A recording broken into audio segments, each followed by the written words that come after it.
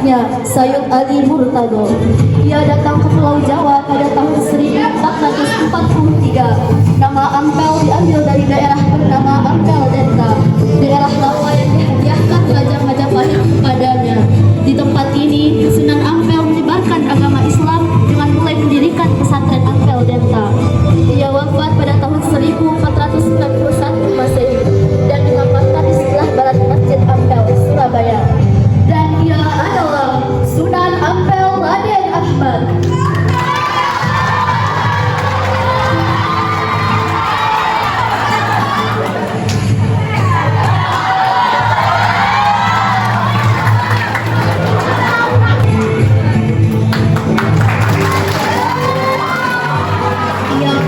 Ia adalah anak dari Sunan Ampel dan cucu dari Maulana Malik Ibrahim. Mulanya, ia berdakwah di Kediri yang kala itu penduduknya banyak beragama Hindu. Kemudian ia menetap di Desa Bonang, Lasem, Jawa Tengah. Ia kemudian mendirikan pesantren yang dikenal sebagai Batu Layar. Ia wafat pada tahun 1525 dan diwakafkan di Tuban, sebelah barat Masjid Agung. Ia adalah Sunan Bonang, Raden Makdum Ibrahim.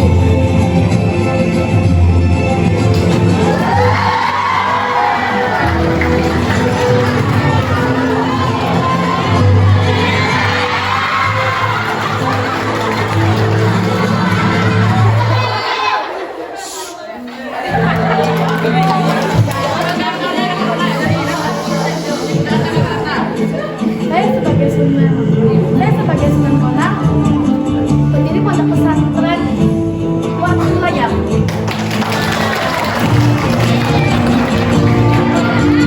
Ia mendapatkan gelar Raden Syarifuddin. Ia adalah putra dari Sunan Ampel dan juga saudara dari Sunan Bonang. Ia berdakwah di sebuah desa bernama Desa Derajat, Kecamatan Paciran, Lamongan, Jawa Timur. Nama desa ini kemudian dijadikan sebagai sebuah Sunan Derajat semasa menyebarkan agama Islam. Ia mendirikan musola atau surau yang dimanfaatkan sebagai tempat berdakwah. Dan ia adalah Sunan Derajat Raden Qasim.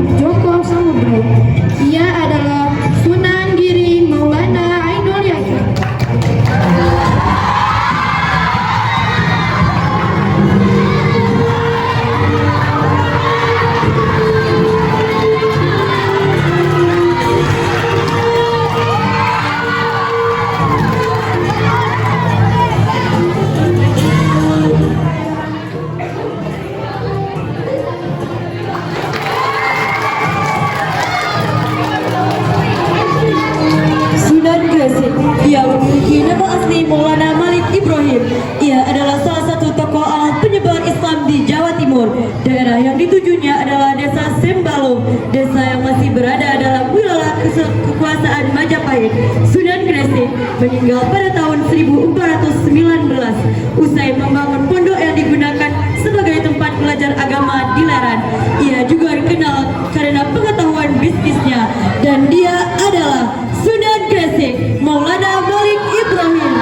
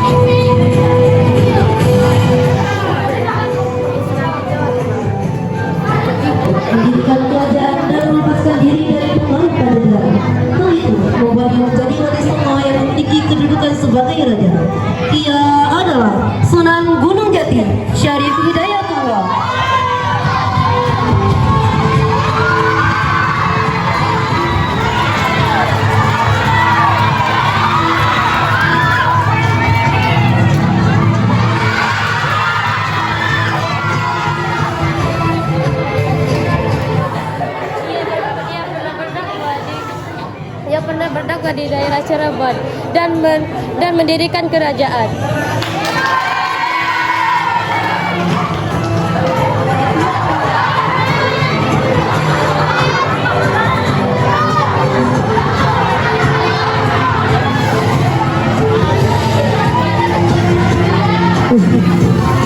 Ia lahir pada tahun 1401. Wilayah tempat pendakwahnya tidak terbatas, sebab ia adalah seorang pembantu seribu. Namun semasa hidupnya, ia lama menetap di Kadilangu, Demak. Ia diperkirakan hidup lebih dari 100 tahun. Ia juga memiliki peran penting dalam pembangunan Masjid Agung Demak. Ia adalah Sunan Kalijaga, Raden Mas Said.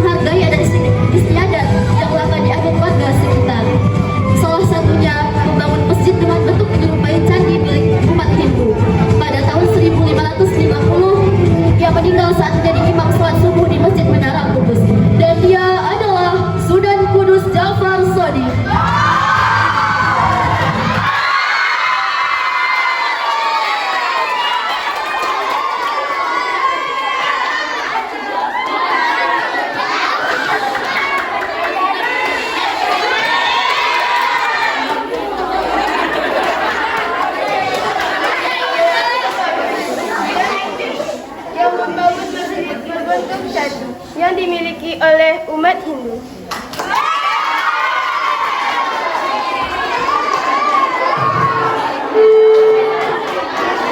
Yang nama kecil Raden Pratowo. Ia adalah putra dari Sunan Kalijaga. Ia memiliki daerah yang sangat terpencil dan jauh dari pusat kota untuk menyebarkan agama Islam. Ia menyebarkannya melalui para pedagang, nelayan, pelaut, dan rakyat jelata. Ia adalah Sunan Muria Raden Pratowo.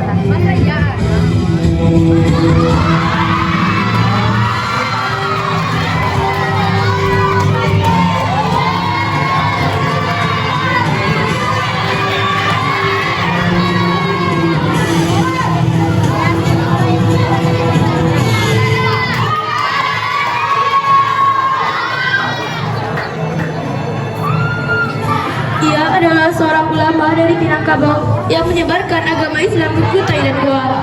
Kaum pedagang juga berperan penting dalam penyebaran agama Islam di Indonesia. Mereka datang dan berdagang di pusat-pusat perdagangan di daerah pesisir. Dan ia adalah Datuk Ribanda.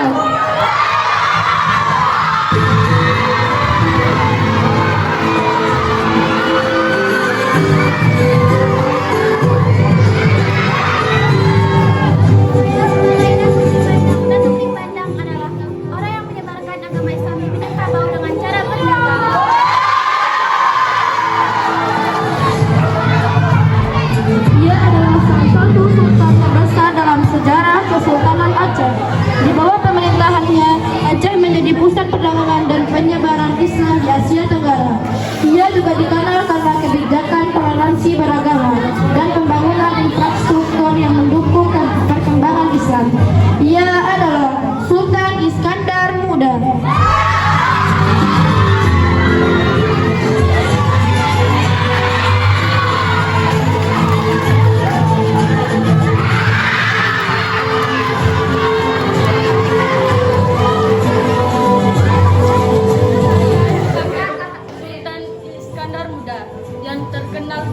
Kebijakan dan toleransi beragama.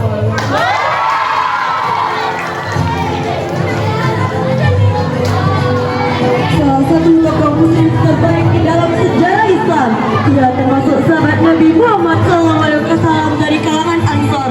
Pertemuan pertamanya dengan Rasulullah terjadi pada ia berusia 11 tahun.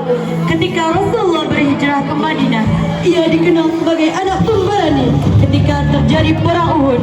Saat itu menemui Rasulullah agar diikutkan dalam peperangan, namun beliau menolak karena umurnya masih terlalu kecil. Selain pemberani, ia juga dikenal sebagai sosok yang cerdas. Kecerdasannya membuat Rasulullah memintanya mempelajari berbagai bahasa asing, termasuk aksara Yahudi. Tugas itu pun disanggupinya hingga ia mampu menguasai dalam waktu singkat. Sejak itu, ia berperan sebagai penerjemah dan menuliskan surat-surat yang dikirimkan Nabi kepada para kaisar. Pada masa Khalifah Abu Bakar As-Siddiq, ia diminta Khalifah untuk memimpin tim yang bertugas menyusun Al-Quran. Berdasarkan hafalan dan catatan para sahabat lain, ia melakukan tugas itu dengan baik. Dalam tiap lembar Al-Quran yang kita baca saat ini, terdapat goresan tintanya. Ia adalah sahabat Nabi yang menulis wahyu dan surat Rasulullah, dan dia adalah Zaid bin Thabit.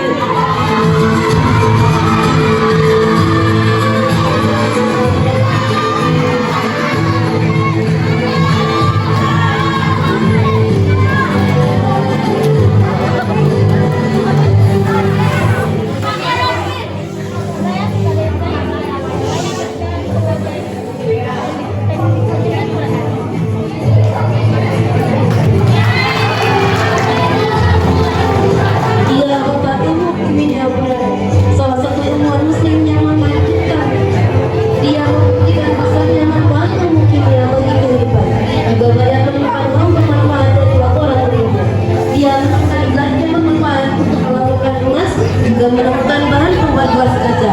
Penelitian kimianya berhasil menampakkan penyulingan air menjadi madu, juga menemukan perang nitrat yang mengobati pendarahan. Bahkan Jabir menemukan bahan pecah karat besi. Jabir bin Hayyan banyak menulis buku tentang kimia dan alkimia. Karya-karyanya yang terkenal antara lain adalah Kitab Al-Kimia dan Kitab Al-Sabi'in. Jabir bin Hayyan mengajarkan pentingnya keikhlasan. Dia adalah Jabir bin Hayyan.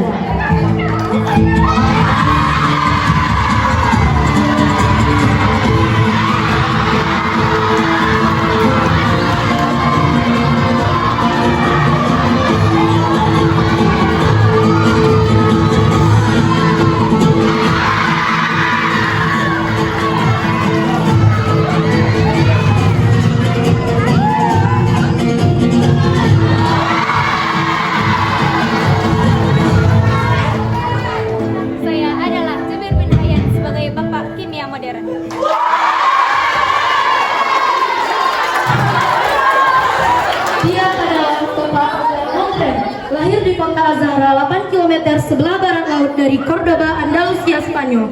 Ia adalah seorang dokter muslim Arab dan ahli bedah yang tinggal di Andalusia. Ia dikenal sebagai bapak ilmu bedah dan pakar kedokteran pada abad pertengahan. Semasa hidupnya, ia menciptakan puluhan alat bedah yang berguna bagi dunia kedokteran. Bahkan alat-alat tersebut masih digunakan dalam ilmu kedokteran saat ini. Ia menulis kitab Al-Tasrif yang merupakan ensiklopedia medis. Al-Tasrif dapat dianggap sebagai karya yang sangat penting dalam sejarah kedokteran karena menjadi referensi standar dalam kedokteran Islam dan Eropa selama lebih dari setengah abad. Ia menulis tentang cara mendiagnosa penyakit dan mengatakan bahwa seorang dokter yang baik harus selalu mengandalkan pengamatannya sendiri terhadap pasien dan gejalanya. Ia adalah Abu Al-Qasim Al-Zahrawi.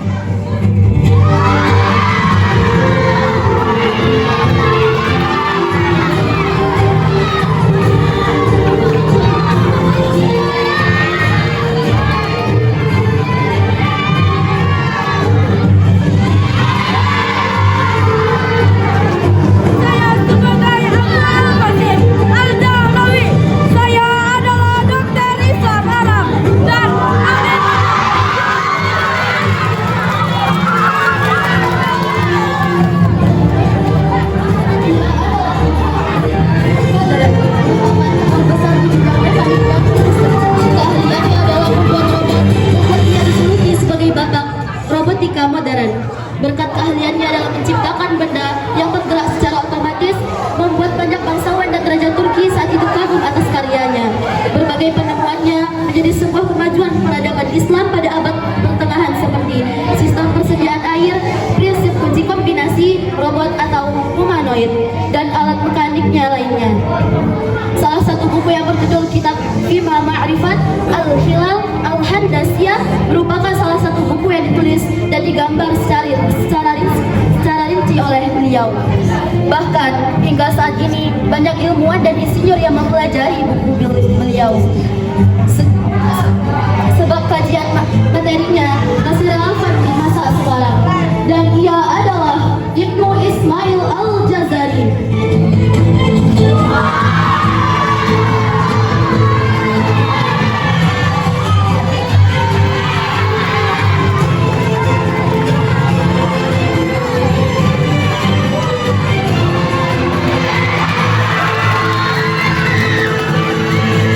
Sebagai Ibnu Ismail Al-Jazari, Bapak Robotik Modern.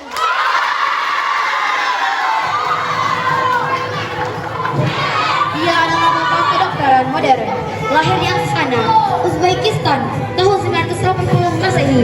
Dikenal sebagai anak ajaib karena mampu menghafal Al-Quran pada usia 10 tahun, mengetahui pengetahuan medis kontemporer, dan dapat mempraktikannya pada usia 16 tahun. Ia adalah orang pertama kali mendiagnosa secara akurat antara peradangan dan paru-paru pada pembekakan hati. Penemuannya penyakit parasitis, penyakit batu ginjal, penyakit kejiwaan, kedokteran mata, pengobatan tumor, metode pembiusan, pengukuran denyut nadi, dan analisa kedokteran. Karyanya seperti kitab Asya Shifa dan Al-Qanin Filter adalah ensiklopedia medis yang menjadi buku rujukan dan standar di bidang kedokteran pada berbagai universitas dan terus digunakan selama berabad-abad. Ia adalah Ibnu Sina, pakar kedokteran modern.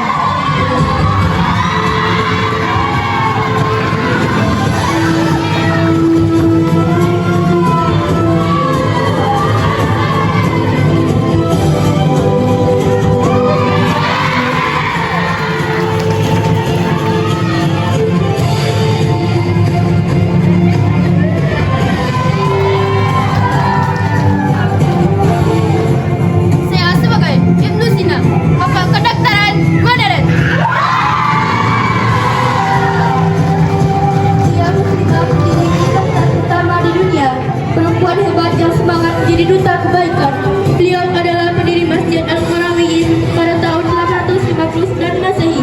Ia kemudian berkembang menjadi Universitas Al-Qarawiyyin pada tahun 1963 di Fez, Maroko, dan ia adalah Fatimah Al-Fihri.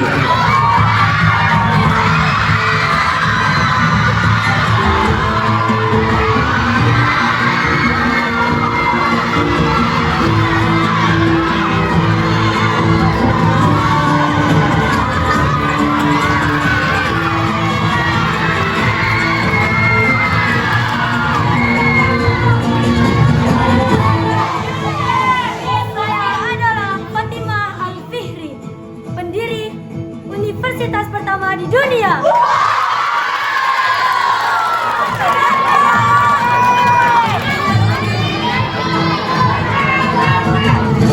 Seorang perempuan muslim yang ahli dalam bidang navigasi dan pelaut. Beliau lahir di keluarga pelaut, sehingga dari kecil sudah ikut melaut membantu ayahnya sebagai navigator. Beliau menguasai dunia navigasi dan pelayaran. Beliau adalah Ibnu Majid.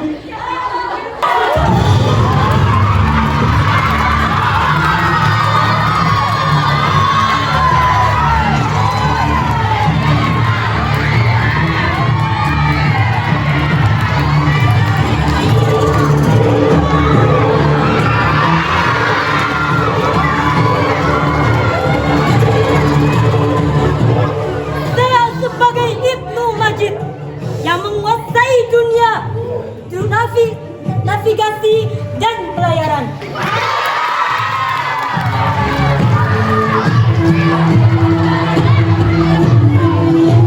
Ia merupakan ratu bajak laut muslimat pertama di dunia yang sangat pemberani dan menjadi inspirasi.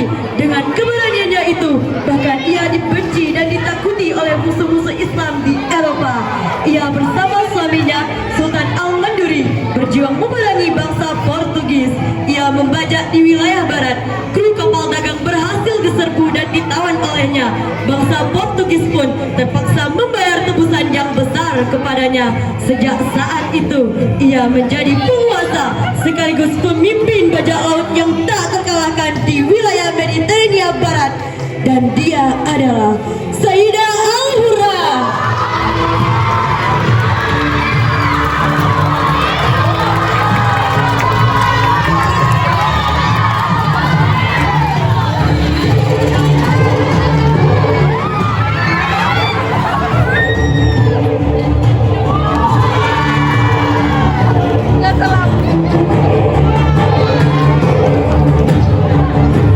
Saya sebagai Sayyidah Al-Hurra, Ratu Bajak Laut pertama muslimah di dunia.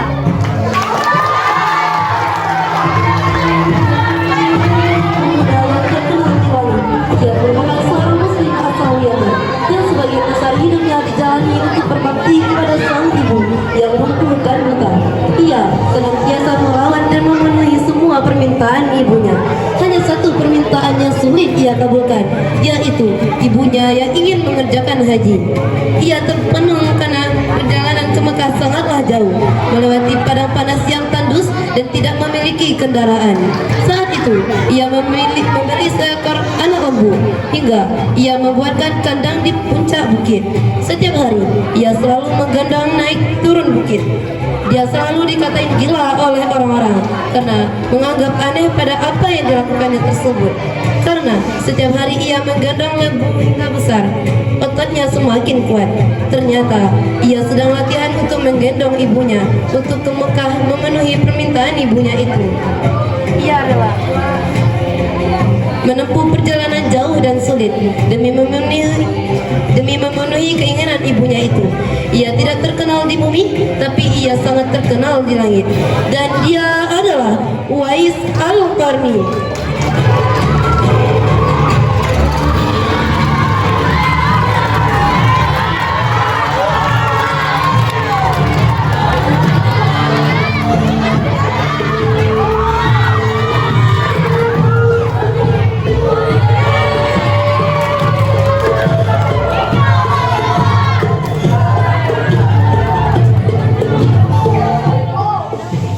Saya sebagai Uwais Al-Qarni, pemuda yang terkenal di langit.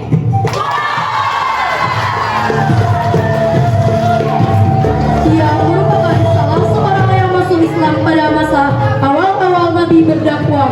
Ia merupakan sahabat Nabi yang penting.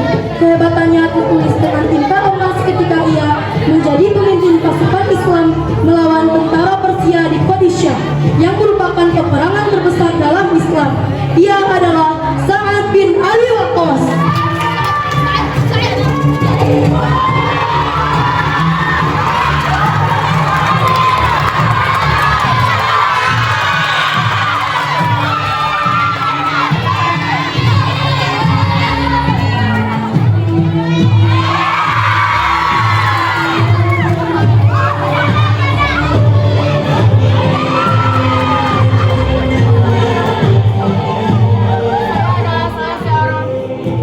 Sahabat Nabi, Sa'ad bin Abi Waqqas.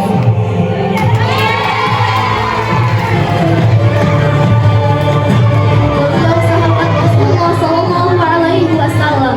Beliau pun turut berjasa di beberapa peperangan kaum muslimin. Salah satunya perang Yamamah melawan pasukan Musailimah Al-Kadzab. Beliau diminta oleh Khalid bin Walid menyerahkan kaum Ansor. Saat itu kaum muslim berhasil mendesak pasukan Musailimah hingga mereka semua lari dan melindungi semua benteng bernama Kebun Maut.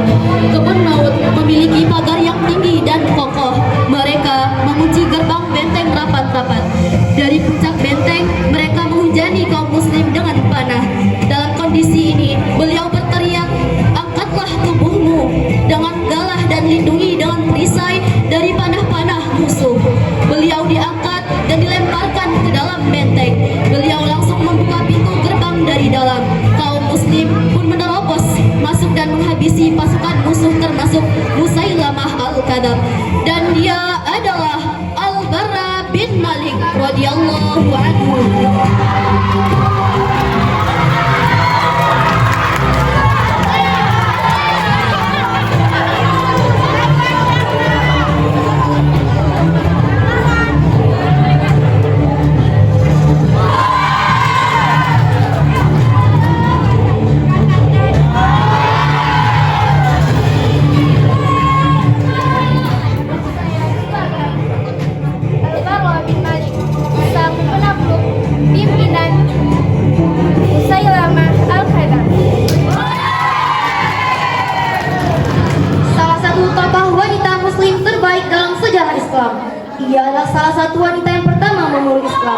dan ia dikenal karena jasa-jasanya dalam berbagai pertempuran. Salah satu pertempuran besar yang pernah ia ikuti adalah Perang Uhud, yang dimana ia mendedikasikan dirinya untuk menjadi pelindung Rasulullah SAW dari serangan musuh, di mana Rasulullah dalam bahaya dan ia mengambil senjata perang untuk melindunginya dari serangan musuh dengan membuat pertahanan. Ia menderita luka-luka di sekujur tubuhnya. Karena keberaniannya, ia dijuluki sebagai wanita agung sang perisai Rasulullah. Selain pertempuran Uhud, ia juga terlibat dalam beberapa peristiwa penting dalam sejarah Islam, seperti Baiat Aqabah kedua, Perjanjian Hudaybiyah, pertempuran Hunain, dan pertempuran Yamamah. Banyak keahlian dan keilmuan yang dimilikinya. Di antaranya adalah suka berjihad, ahli dalam perang, ahli dalam berkuda, ahli dalam ilmu kesehatan, dan ahli dalam ilmu hadis. Dan dia adalah Nusaibah binti Ka'ab.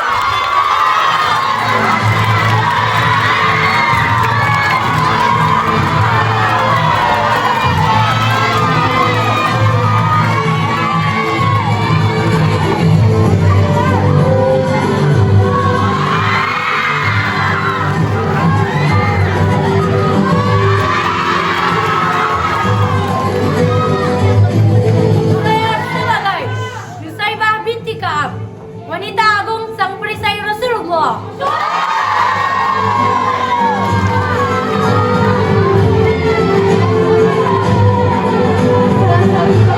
Terbaik dalam sejarah Islam. Lahir 40 tahun sebelum hijrah. Ia berasal dari Quraisy di Mekah. Ia masuk Islam atas ajakan Abu Bakar As-Siddiq radhiyallahu anhu dan termasuk dalam 10 sahabat yang dijamin masuk surga. Dalam perang Badar, saat helm Rasulullah bengkok menghujam hingga mematahkan gigi beliau. Dialah yang melepaskan helm sempit itu dari kepala Rasulullah. Di dalam perang tersebut, ia mendapat ujian terberat dalam hidupnya ketika harus berhadapan dengan ayah kandungnya yang saat itu masih dalam keadaan kafir dan menolak untuk memeluk Islam. Ia berusaha sebisa mungkin untuk menghindari ayahnya, namun sang ayah terus mengejarnya meskipun berkali-kali ia lari dari hadapan beliau, hingga pertarungan pun tak terelakkan dan ia pun memenangkan pertarungan dengan ayahnya tersebut. Dan ia adalah Abu Ubaidah bin Al-Jarrah.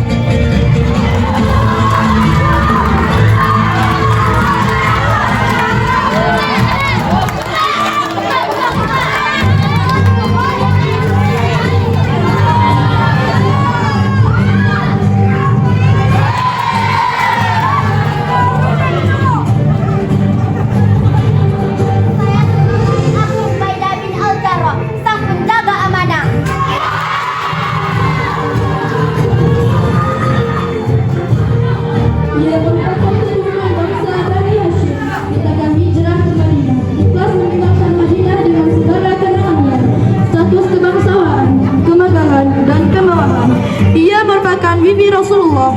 Ia seorang mujahidah yang membuat gentar kaum Yahudi Bani Quraidah. Kisah ini terjadi pada perang Khandaq. Untuk memberikan rasa takut pada pasukan kafir, ia memenggal kepala si Yahudi dan menggelindingkannya dari puncak bukit ke hadapan kawan-kawannya yang tengah menunggu.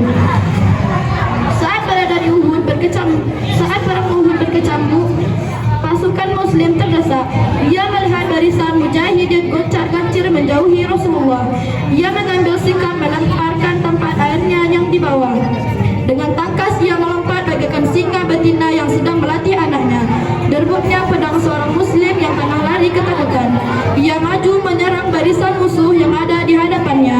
Ia berteriak kepada kaum muslimin, "Pengecut kalian, mengapa kalian tinggalkan Rasulullah?" Dan ia adalah Safiyah binti Abdul Muthalib.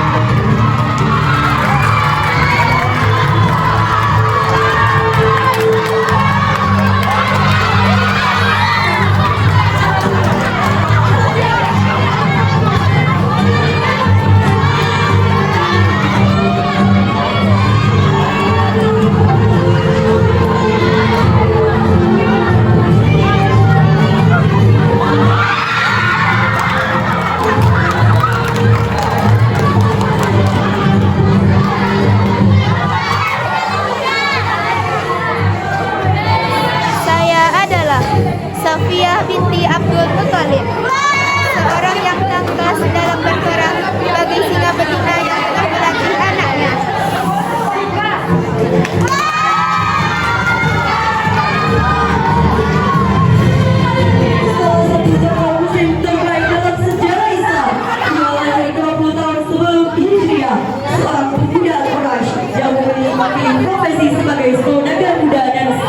dermawan. Ia merupakan orang yang mendapatkan hidayah melalui Abu Bakar As-Siddiq radhiyallahu anhu, yang juga termasuk 10 sahabat yang dijamin masuk surga. Kisahnya yang begitu ikonik terjadi pada saat perang Uhud. Saat itu ia melindungi Rasulullah SAW yang sedang terluka, sehingga ia dijuluki burung elang hari Uhud. Dia memeluk Rasulullah dengan tangan kiri serta dadanya, kemudian mengayunkan pedang dengan tangan kanan ke segala arah untuk menghalau panah yang datang tanpa mempedulikan tubuhnya yang terluka akibat sebatan pedang dan panah. Di saat itu para sahabat mengira jika ia telah meninggal dunia. Ternyata beliau hanya tidak sadarkan diri. Berdasarkan itu Rasulullah SAW bersabda, barang siapa yang ingin melihat orang mati syahid tapi dia masih hidup dan berjalan di bumi, maka lihatlah Talha bin Ubaidillah.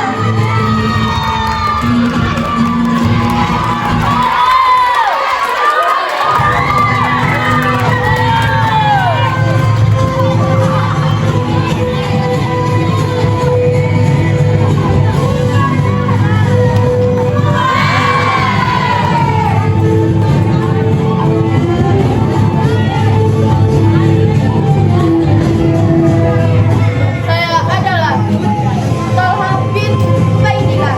Saya dijuluki burung elang hari Uhud.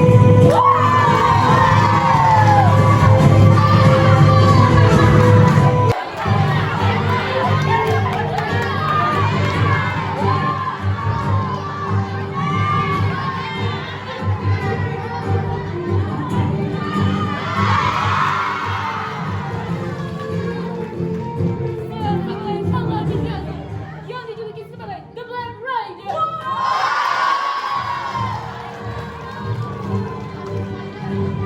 Salah satu tokoh tentang Konstantinopel didukung oleh nasihat dan ahli perang terbaik seperti Syekh Aksamsuddin, Khalil Pasha, dan Zakanos Pasha. Mempersiapkan pasukannya dengan baik, melatih mereka dengan keras, dan membekali mereka dengan senjata hebat seperti meriam basilika. Terus tembok tinggi Konstantinopel, dia menggali terowongan bawah tanah. Setelah 54 hari pertempuran tanpa henti dikepung dan diserang dari laut, darat, dan bawah tanah, runtuhlah pertahanan pasukan Bizantium hingga mereka mengakui kekalahan. Dia adalah Sultan Muhammad Al-Fatih, sang penakluk Konstantinopel.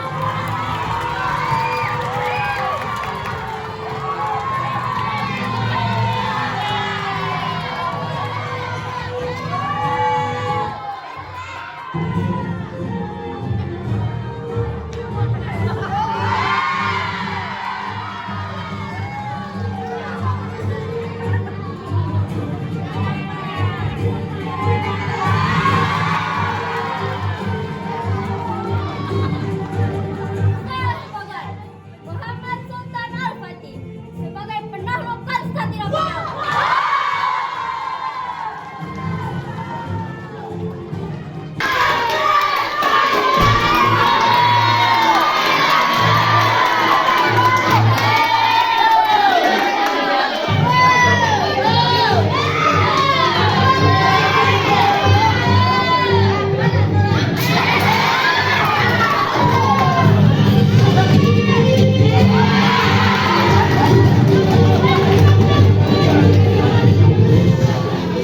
Saya adalah Hamzah bin Abdul Muthalib sebagai Asadullah sang pemberani.